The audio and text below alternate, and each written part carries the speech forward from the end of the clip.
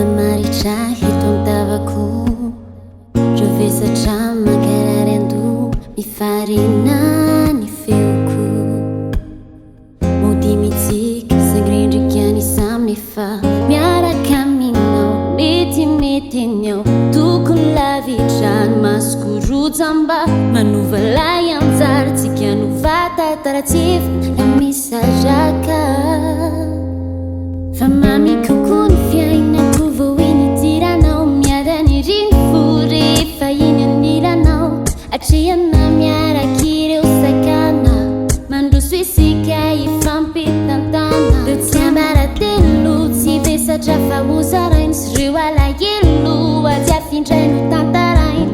Iatrehatsika reo rehetra mabana, sy reo tambatra mandrotika ny fana. Ho afaka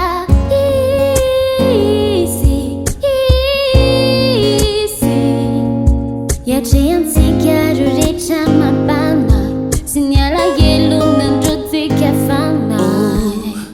Mandeha fotoana tsy haiko nahoana fa niady eo sainga viatra niaidy foana. Nesorinao avokoza rehetra ty tsaina nisy hatrizay, resakana ziza metahotrany ty tony talo indray. Ao daholo ny ratra rehetra nisy ilaigna tsy titsony aiza ny ale. Retika misy obelo ihany kio ny diako any efa tsy voafehy. Fa tomaivana avoko rehefianao ihano anilako, sy mignetaetako sodisy fiana. Fa mamy kokoa fiainako vao hoe nidiranao, iadany rifo rehefa iny anilanao. Hatrehana miaraka ireo sakana, mandroso isika ifampitantana. Ho afaka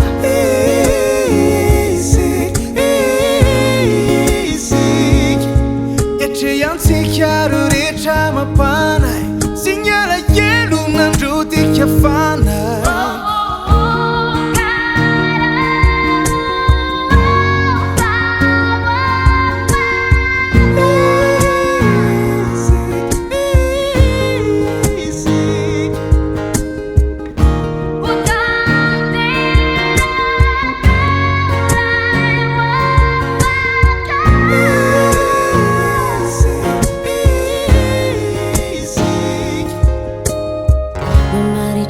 Eto an-tavatsika, reo fahotana zay vitatsika. Iatrehatsika reo rehetra mapana, sy ny alahelo nandrotika fanay.